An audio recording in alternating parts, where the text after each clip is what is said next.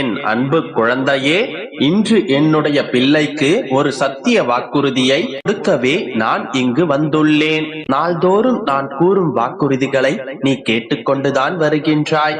இருப்பினும் இன்னும் நிறைவேறவில்லையே எனும் மன வருத்தம் உன்னுள் இருக்கத்தான் செய்கின்றது. நான் ஒரு முறை வாக்களித்து விட்டால் அதை எப்படியும் நிறைவேற்றி விடுவேன் என்று நன்றாக தெரியும். இருப்பினும் காலங்கள் கடப்பதால் தான் இந்த கலக்கம் உன்னுள் வந்திருக்கின்றது.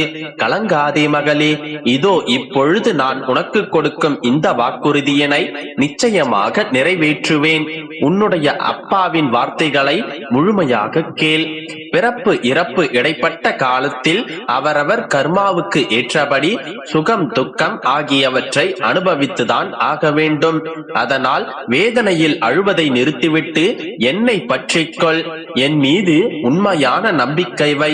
நான் என்னுடைய பக்தர்களிடம் எதிர்பார்ப்பது ஆடை ஆபரணங்களோ ஆடம்பர பூஜைகளோ செல்வத்தினால் ஆன காணிக்கைகளோ அல்ல. என் மீது உண்மையான பக்தியும் அளவு கடந்த அன்பும் விசுவாசமும் மட்டுமே. என்னுடைய அப்பா செய்து தருவார் என்று என் மீது முழுமையான நம்பிக்கை உடையவர்களுக்கு அப்பா நான் செய்து தருவேன். என் பாதங்களில் சரணாகதி அடையும் எவரையும் நான் கைவிடுவதில்லை. என் திருவடி தரிசனம் துயரக்கடலிலிருந்து உன்னை கரையேற்றும். நீ என்னை சரணடைந்த என்னுடைய செல்ல பிள்ளை. உன் வாழ்வை கரையேற்றுவது இந்த அப்பாவின் பொறுப்பு. எதுவும் நடக்கப் போவதில்லை என்ற முடிவிற்கு வந்து விடாதே. நீ பார்த்து கொண்டே இரு. உனக்கு கஷ்டங்களை உருவாக்கியவர்கள் கண் பார்க்க உன்னை கோபுரத்தின் உச்சியில் அமர வைப்பேன். நடந்த எல்லாவற்றையும் உன்னுடைய மனதிற்கு அடியில் புதைத்து வைத்துக் கொண்டு வைராக்கியத்துடன் வலம் வா. எதுவும் நடக்காதது போல் காட்டிக்கொள். ஒவ்வொரு நொடியும் சந்தோஷமாகவே கழித்துக் கொண்டு வா. ஏனென்றால் உன்னுடைய கஷ்டங்களை எல்லாம் நீ மறக்கும் காலம் வரப்போகின்றது. நீ முடிந்தது என விரக்தியான விஷயங்களுமே கூட இனி நடக்க ஆரம்பிக்கும். நீ முடிவு என்று சொன்னதையும் தொடக்கம் என்று ஆரம்பித்து வைப்பேன். நீ வைத்த முற்றுப்புள்ளி உன்னுடைய வாழ்க்கைக்கானதல்ல, உன்னுடைய கவலைகளுக்கும் கஷ்டங்களுக்குமே ஆன முற்றுப்புள்ளி அது. தனிமையில் ஆறுதல் கூற யாருமில்லை என்று நினைக்காதே. உன்னுடைய உள்ளத்துடனும் உன்னுடனும் எப்போதும் நேரடி தொடர்பில் நான் இருக்கின்றேன். நீ எப்பொழுது வேண்டுமானாலும் என்னிடம் உரையாடலாம். நீ எப்பொழுது வேண்டுமானாலும் என்னை அழைக்கலாம். அப்பொழுதே அந்த கணமே உன் முன்னே வந்து நிற்பேன். ஆத்மார்த்தமாக என்னிடம் நீ பேசலாம். உடனுக்குடனான பதிலும் நான் உனக்கு அளிப்பேன். இதோ இப்பொழுது என் பிள்ளைக்கு ஒரு சத்திய வாக்கினை கொடுக்கின்றேன், கேள். இரவும் பகலும் எப்போதெல்லாம் நேரம் கிடைக்கின்றதோ அப்போதெல்லாம் எவனொருவன் என்னை பற்றி நினைத்து வருகின்றானோ அவன் இனிப்பும் சர்க்கரையும் போல, அலையும் கடலும் போல, கண்ணும் ஒளியும் போல என்னுடன் முழுமையாக இணைகின்றான். அப்படிப்பட்டவன் எதற்கும் பயப்பட தேவையில்லை. அந்த பக்திக்கும் அன்பிற்கும் ஈடு இணையாக அவன் எப்போதெல்லாம் உதவி கோரி நிற்கின்றானோ அப்போதெல்லாம் என்னுடைய உதவியை நான் அவனுக்கு அனுப்பி வைப்பேன். எந்த உருவிலும் எந்த வடிவிலும் எந்த நேரத்திலும் என் உதவி அவனை சென்றடையும். நீ என்னை ஆத்மார்த்தமாக கும்பிட்டும் உன்னுடைய வாழ்வில் துன்பமே தொடர்கதையாக இருக்கின்றது என்றால் நீ என் அருகில் நெருங்கிவிட்டாய் என்று அர்த்தம். ஒரு பக்குவமான மனநிலையை நீ அடையத்தான் இத்தனை சோதனைகளும் உன்னை சூழ்ந்துள்ளது என்று அர்த்தம். எப்பொழுது என்னை வழிபடும் என் பிள்ளையை காப்பாற்றுவது என்னுடைய கடமை.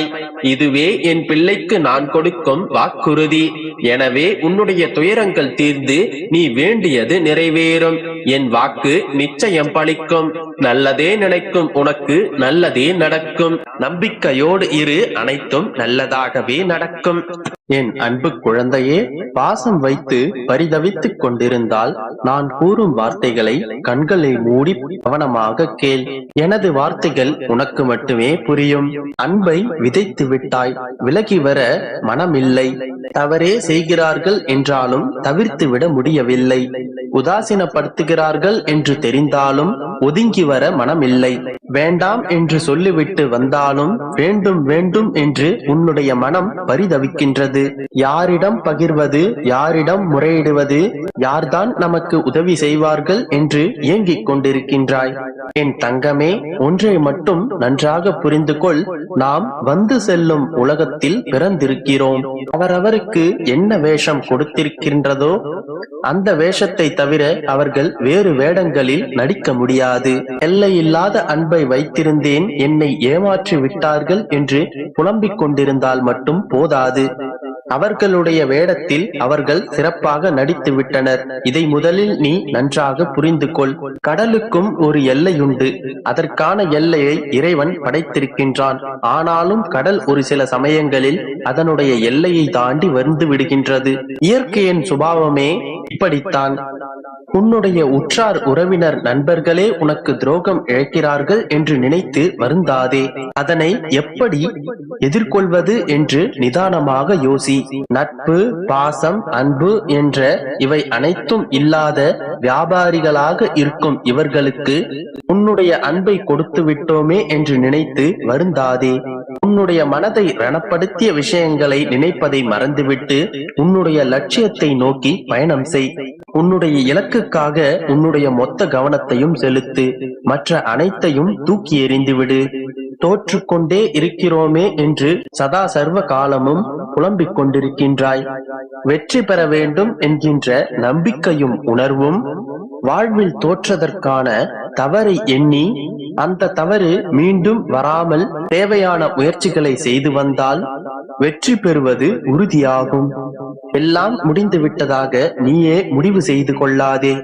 அளவற்ற அன்பை வைத்துவிட்டு நித்தமும் அழுது கொண்டே இருக்க வேண்டிய அவசியமில்லை. உன்னுடைய அன்பை நிரூபிக்கவும் தேவையில்லை. நீ வைத்த அன்பு உண்மையெனில் அந்த அன்பே உன்னை தேடி வந்து சேர வைக்கும். உன்னுடைய நம்பிக்கையை போன்றே உன்னுடைய அன்பும் என்றும் வீண் போகாது. உன்னுடைய அன்பின் மேல் உனக்கு நம்பிக்கை இருந்தால், உன்னுடைய அன்பு அத்தனை தூய்மையாக இருந்தால் நீ கவலைப்படாமல் இருக்கலாம். நீ வைத்த பேரன்பே உனக்கானதை உனக்கு செய்து முடிக்கும். உனக்கென்று எது விதிக்கப்பட்டதோ அது நிச்சயமாக உன்னை வந்து சேரும். அனைத்திற்கும் மேலாக உன்னுடைய அப்பா நான் உன்னோடே இருக்கின்றேன். உன் வாழ்விற்கு எது முக்கியமோ, எது இருந்தால் உன்னுடைய வாழ்வு சந்தோஷமாகவும் நிம்மதியாகவும் இருக்குமோ அதனை உன்னுடைய கைகளில் சேர்ப்பது என்னுடைய பொறுப்பு. நான் பார்த்து பார்த்து செதுக்கும் சிற்பம் நீ. இப்போது அனுபவிக்கும் ஒளிகளின் வலியினை தாங்கிக் கொள். விரைவில் பேரழகான சிற்பமாய் விளங்கப் போகின்றாய்.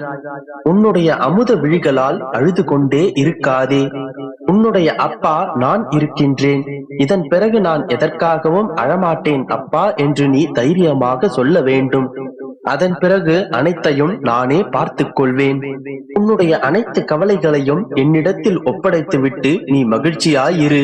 உனக்கு வேண்டியதை